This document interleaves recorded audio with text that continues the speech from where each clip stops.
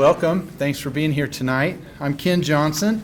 I'm the CEO of Hutchinson Regional Healthcare System and very much appreciate your attendance with us tonight. We're going to talk about a very serious topic tonight. September is National Suicide Prevention Awareness Month. Suicidal thoughts can affect anyone regardless of age, gender, or background. It is the third leading cause of death among young people, but it is among the top 8 killers of adults through the age of 64. Suicide is often the result of mental health conditions that affect people when they are the most vulnerable. I commend you all for being out tonight to learn ways that we can all deal with this difficult issue. We have a couple of guests tonight. Audra Goldsmith and Tanya Martin Isley from Horizons Mental Health Center are going to share the best ways that we can all utilize to deal with people who are suicidal. Audra is a licensed master's level psychologist who received her master's degree from Emporia State University. Audra has been with Horizons since May of this year and had spent the last 2 years working in the correctional system prior to that. Tanya is a licensed master social worker who studied at the University of Kansas. She is a member of the National Association of Social Workers and has worked with Horizons since 2002. Please join me in welcoming Audra and Tanya to the stage. Thank you.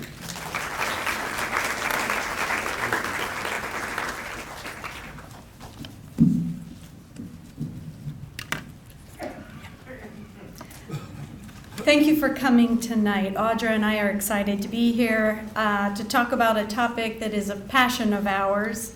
I spoke at Hutchinson High School today to 4 different classes of sophomores, along with Jan Young, the school social worker there, about suicide prevention. And I don't know if you remember how your brain worked when you were 14, but it was a learning time for me. I recently asked the youth group at my church this question, and then I asked the sophomores today, if you think someone you know might be suicidal, should you ask them if they are thinking about suicide? I should not have been so surprised at the answer when most of these young people shook their heads no. But my years of mental health training made me forget about some of the cultural taboo around this topic. Suicide is a deeply upsetting issue, and it taps into fear and grief, and often people worry that someone will be offended or that asking about suicide will increase the risk of suicide. I think, especially talking to the high school kids today, they get very mixed reactions to the topic of suicide from the adults in their lives. And so we wanted to, one thing I wanted to share with you is how research shows that talking about suicide decreases the number of deaths from suicide. I came across a study from January 2015 that was done in Europe, and this was thousands and thousands of high school students, not quite 10,000, but a huge sample of high school students, and they were given 4 hours of content over a 5-week period of time, and it showed a 50% decrease as opposed to the control group at the same time who did not get the education. A 50% decrease in deaths and also in severe suicidal intent. So that's exciting to know about. In my experience, I've been doing crisis work for about 10 years at Horizons. People who are considering suicide do not want to die. They want to be free of their psychic pain and to live a rewarding life.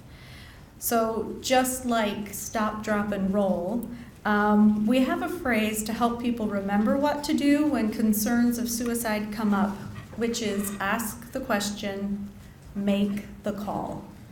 And so we designed some of those little rubber bracelets that you see everywhere for the students at Hutch High in Salt Hawk colors that says ask the question, make the call, and it has the crisis text line on it.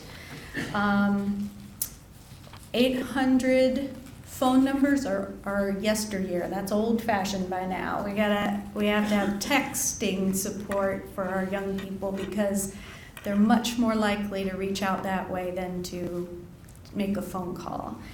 All right. This is a quote that was meaningful to Audra, and she included it. Is this you? No? Okay. So,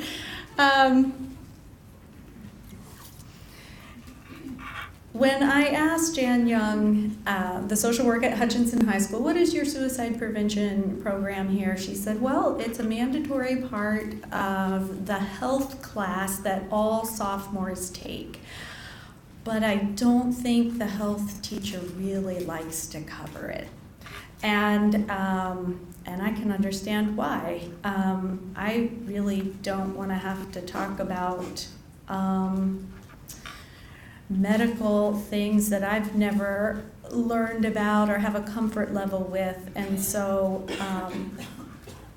that's why we offered to step in and do it in that situation. Healthcare professionals are part of the solution. Healthcare professionals can be part of the problem if the training isn't helpful and you have some of those taboos like I was talking about earlier, fear or frustration that is coming through, then that can be unhelpful.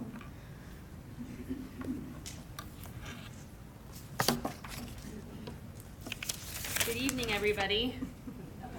All right. So I just want to apologize in advance. Some of our training up here was tailored towards healthcare professionals. So, but the important thing to remember is that everybody can affect somebody that is feeling mental health symptoms or suicidal. So we really are all part of a solution, being family members, grandparents, maybe teachers, social workers, lawyers, whatever profession you were at one time in your life.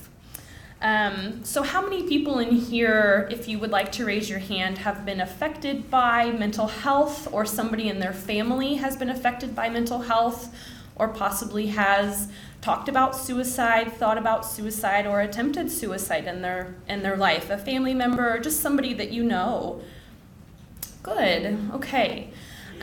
So I just want to touch really briefly on talking about, what is mental health? Not everybody has come into contact with that in their life. It might not be something you've really ever experienced.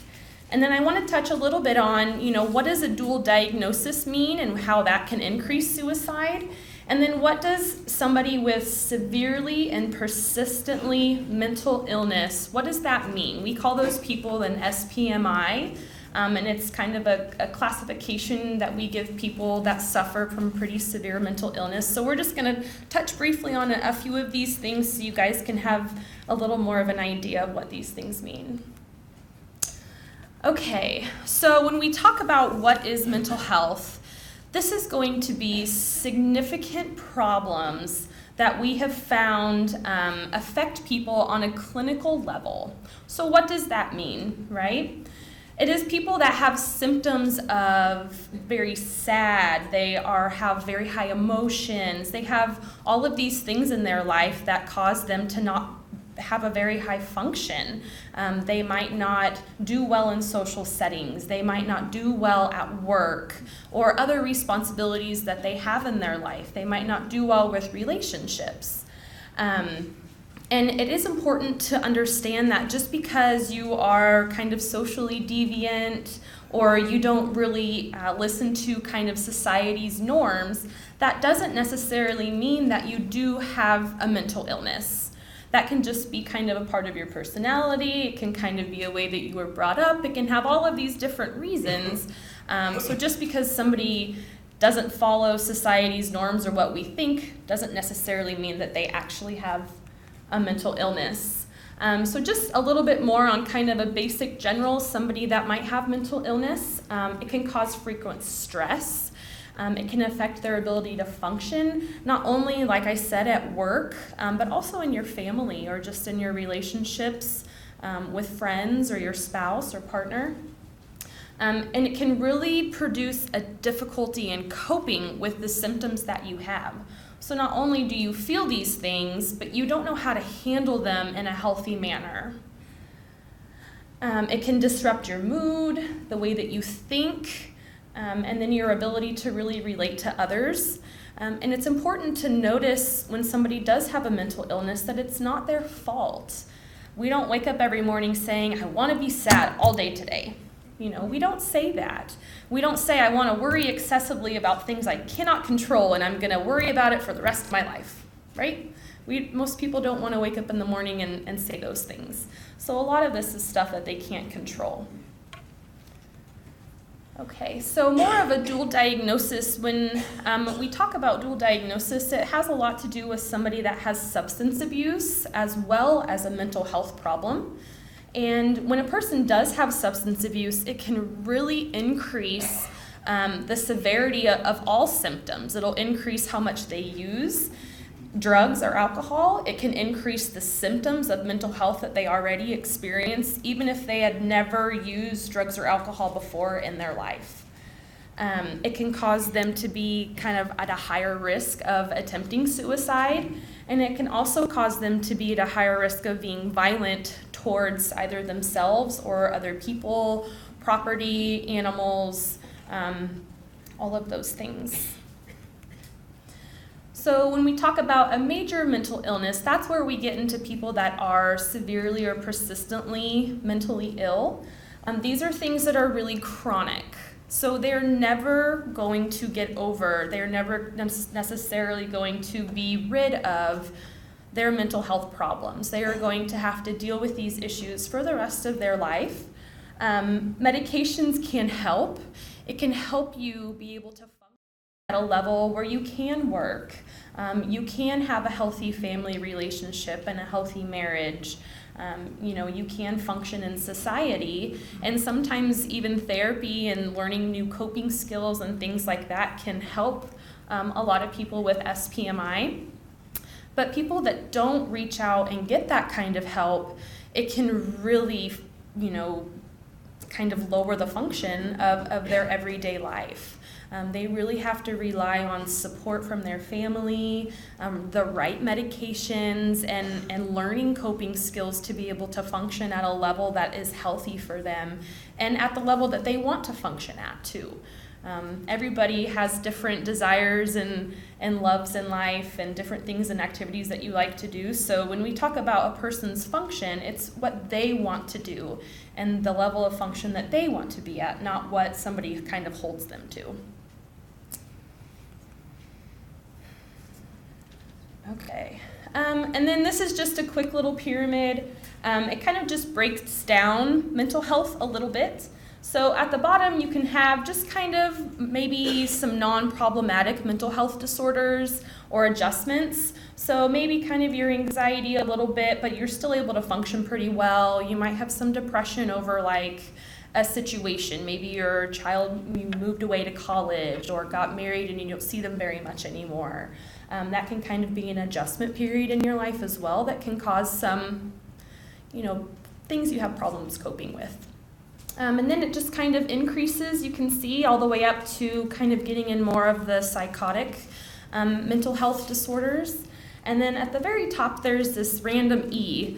And I just wanted to touch base on that. So there's a difference between having a mental health disorder that might be stemmed from an event in a person's life. And then there's a difference of having a mental health disorder where you were maybe born with this. It's genetic. People can have brain tumors or have traumatic brain injuries or some sort of trauma or illness to the body. a medical illness that can actually have symptoms of mental health, right? And it can also be caused by the significant drug use. That's why the dual diagnosis is so important for us to know about. If somebody has been on drugs for an extremely long period of time, or depending on what drugs, you can be on it for a very short period of time, and you can have a lot of mental health, you can have hallucinations, it can cause anxiety, it can cause a lot of pretty severe mental health symptoms just from using drugs.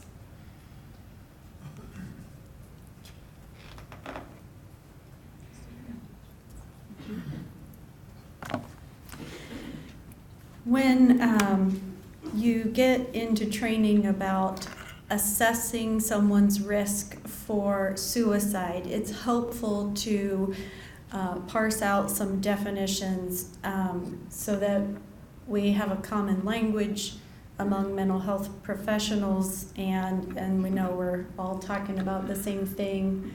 And so this is just some of the definitions, if you can read them that small. But suicidal intent is here toward the bottom, and that's something we talk about a lot.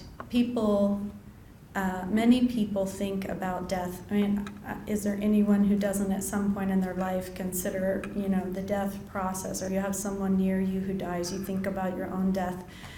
It's also not uncommon to have a really hard time in your life.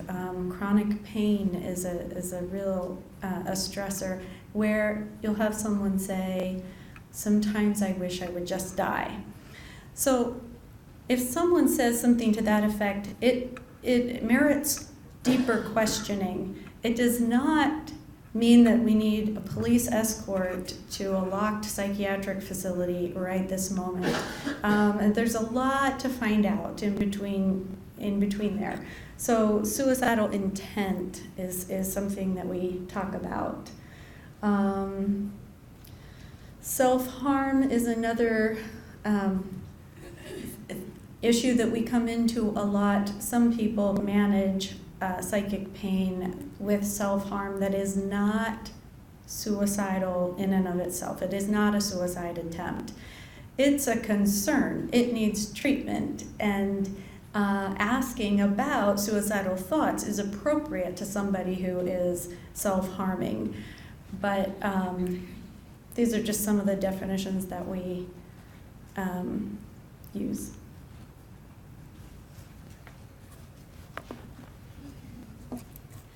Okay, so just some quick facts. Some people like facts and some people find them boring, but I think it's important to know because it really brings to light how severe suicide is in our lives, and especially if you're somebody who has never experienced maybe a family member or a loved one or a friend going through this, you might not really know how severe our society deals with or how regular our society deals with these situations. So the American Foundation for Suicide Prevention says that suicide is the 10th leading cause of death in the United States.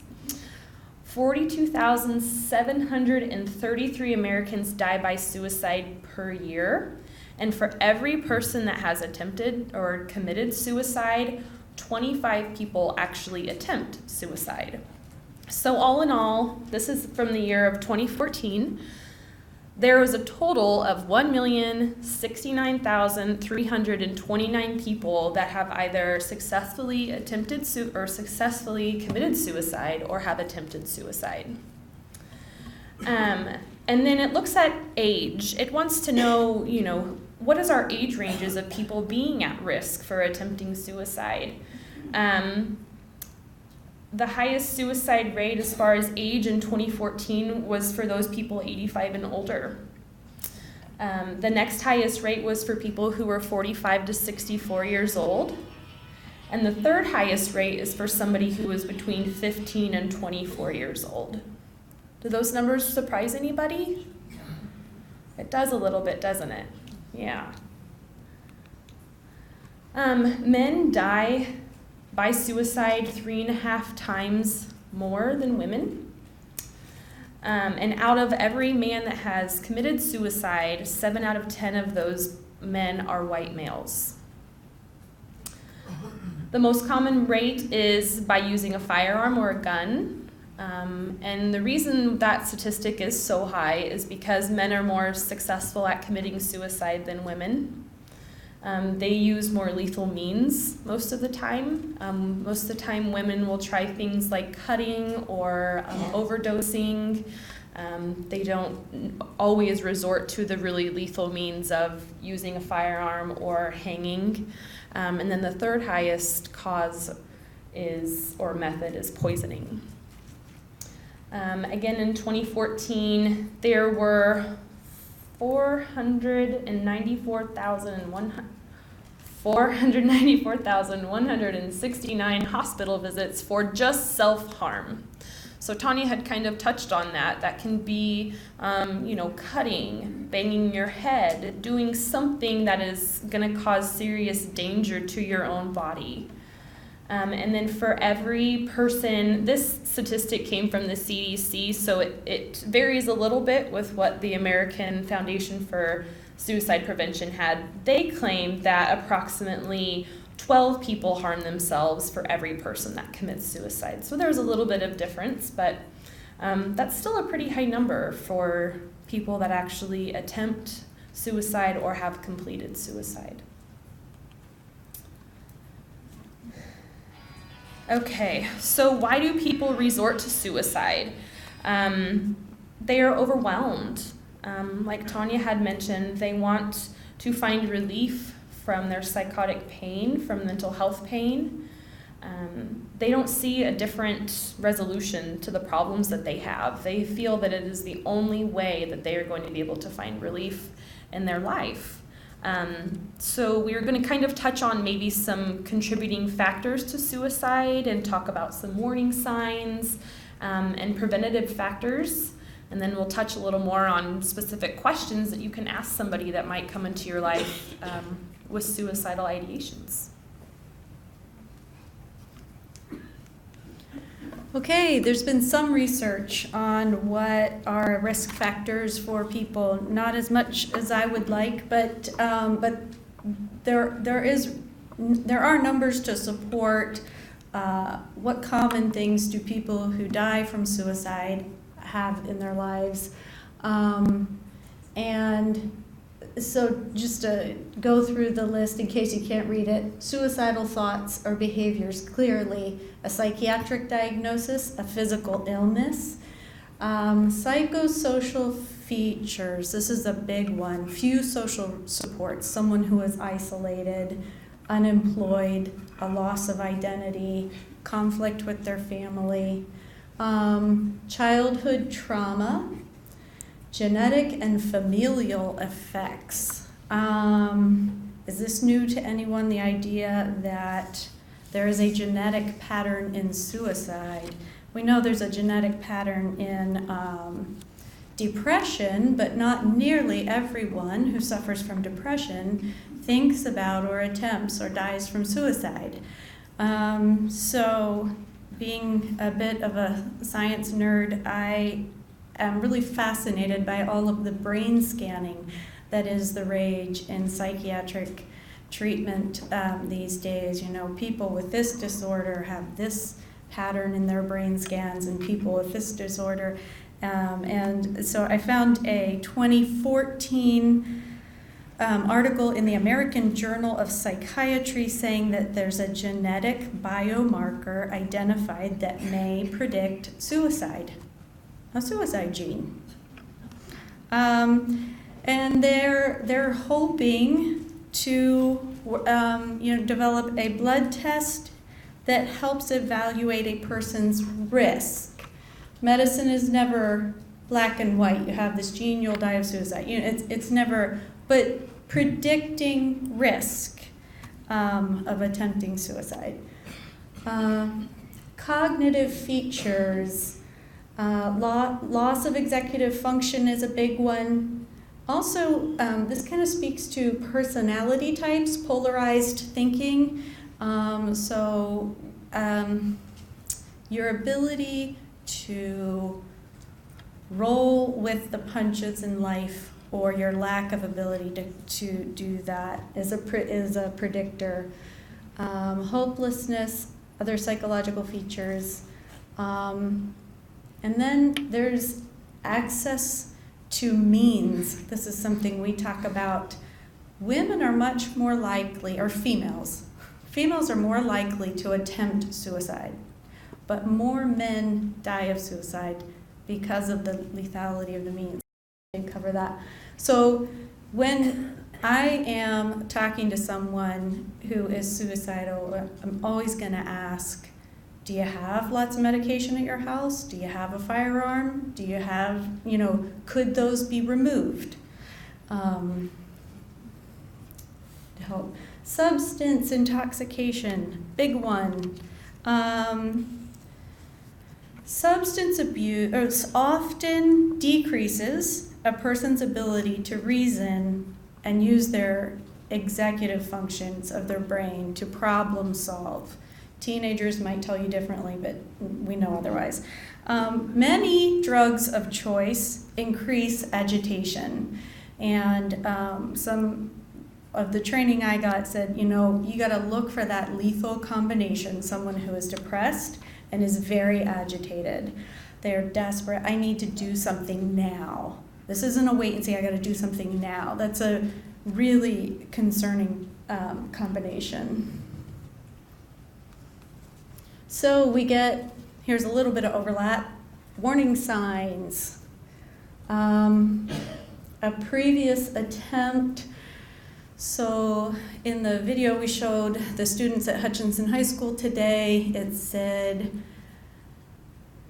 9 out of 10 people who attempt suicide will not die from suicide. If you have a previous suicide attempt, you are 37 times more likely to die from suicide. So a previous attempt is something we really pay attention to.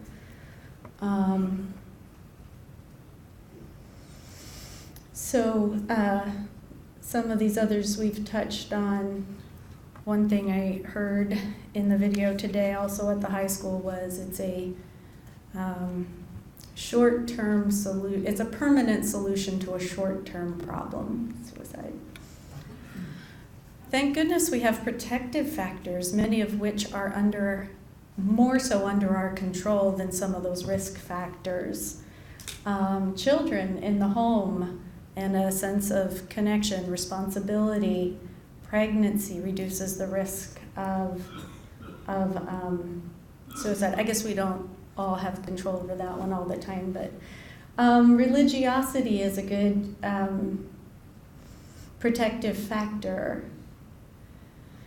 Reality testing ability is speaking to some mental illnesses where if you're losing touch with reality, that sort of puts you at a higher risk. Positive problem-solving skills, that's what so much of mental health treatment is built around, coping skills, social supports, and a positive therapeutic relationship. So I have a little bit, the social worker in me doesn't quite like that word manipulative. We just didn't get it changed before he had to hand in the PowerPoint. But there are people who use an incredible amount of resources because they are chronically suicidal. They are in the ER, the law enforcement is at their house, they are coming to see us, and it is easy to become frustrated or tired of the pattern, but somebody who is expressing suicidal intent must always be taken seriously because they're at a very high risk.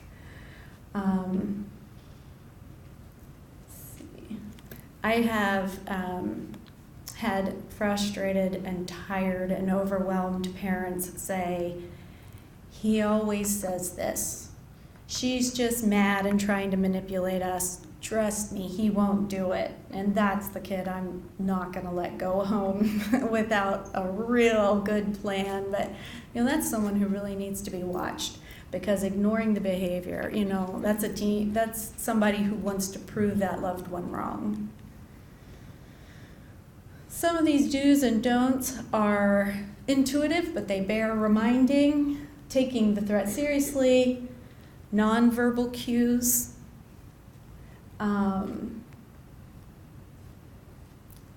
being patient. Sometimes in my job, I have a lot of people to see in a short amount of time. And so I just, let's get this assessment done. What about this part of your life? What about that part? Let's go. And that's not what's going to be helpful to someone who is in that much distress. Explaining what we're doing in the mental health assessment or treatment goes a long, long way. Asking questions, body language, tone, all those things make a big difference.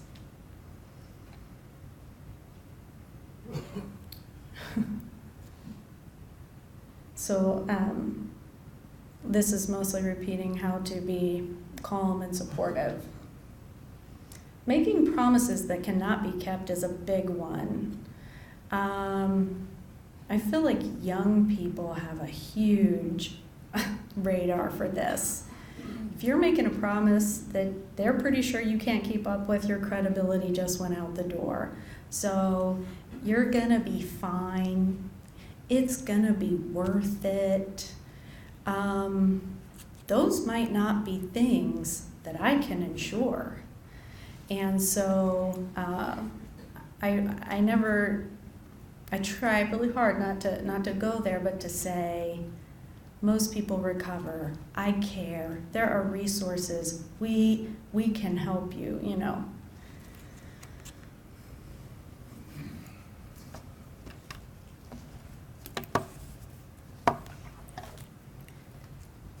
Okay.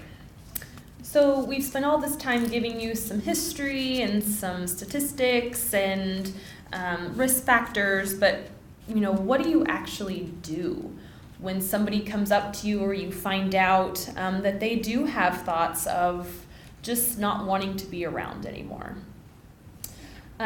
So there is a myth that suicidal people are intent on dying. It's not always the case. We don't always find that.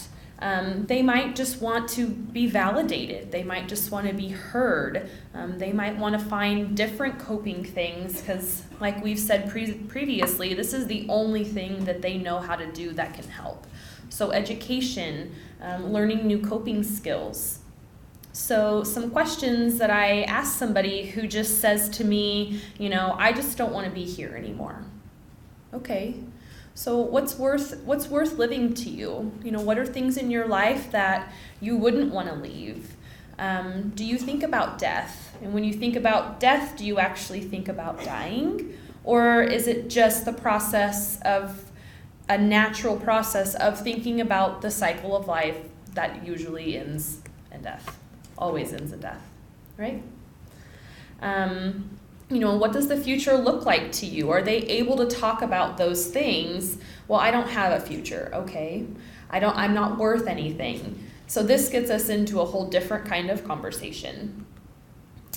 And this again is the myth of asking or probing somebody that has suicidal thoughts will cause them to actually do those things. It'll give them ideas. That's not necessarily true either.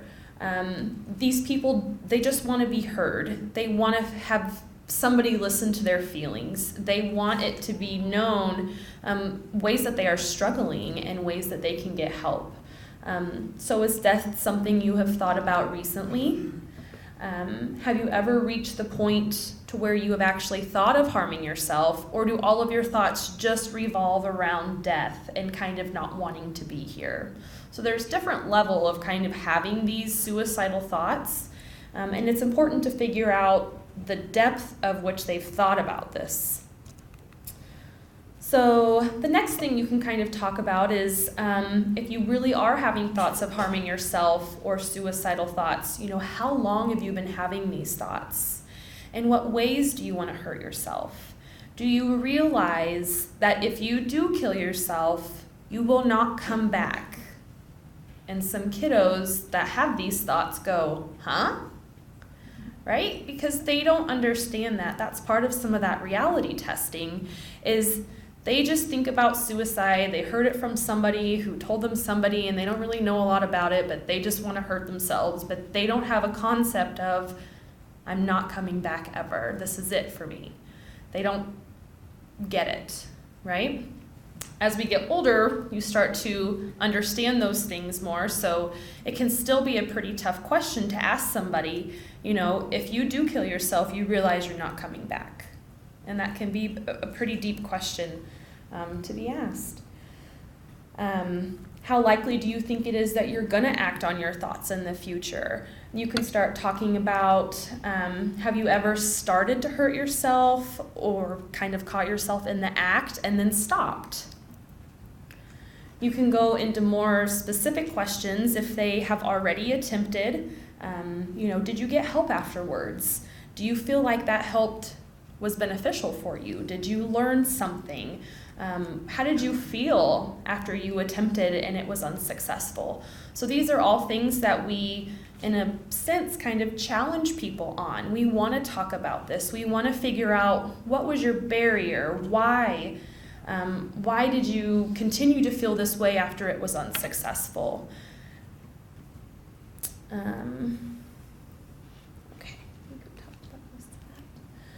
And then it just really is important to continue going on, asking them about, when was the most recent time you hurt yourself? What method did you use to hurt yourself? Well, I cut. Well, how deep did you cut?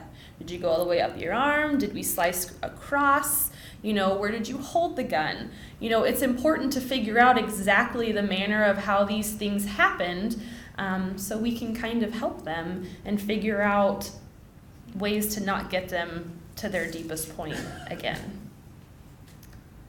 It's also really important to know things that may have triggered this. So what happened the day that you attempted? I got in a really big fight with my mom. Okay, that's a stressor. Maybe we need to start some family therapy between you and mom. Maybe we need to work on different coping skills to where you can have a fight with mom but not result to having these kinds of feelings and desires. So it's good to know their triggers and things that get them feeling the way that they do.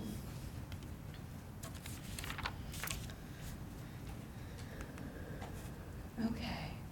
Another thing that will lead to suicidal thoughts is somebody with psychosis. They have hallucinations that tell them to hurt themselves. That's actually pretty common for somebody that has auditory hallucinations. It can command them to do things. It's not always bad things. I have experienced, when I worked at the jail, I experienced an inmate that had visual hallucinations of his deceased brother.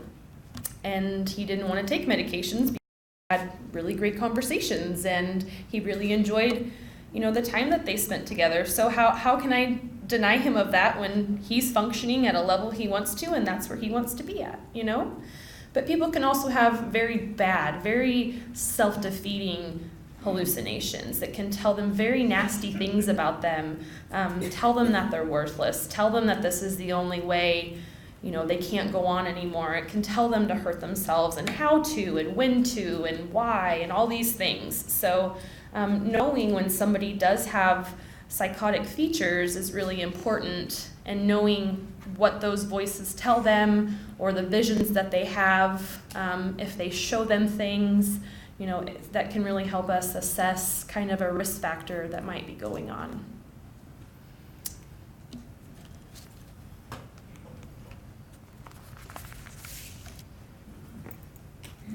Okay, we used up all your time. I don't know what else is up here. Ask the question, make the call. At Horizons Mental Health Center, we have this great thing called a walk-in center. You don't need an appointment.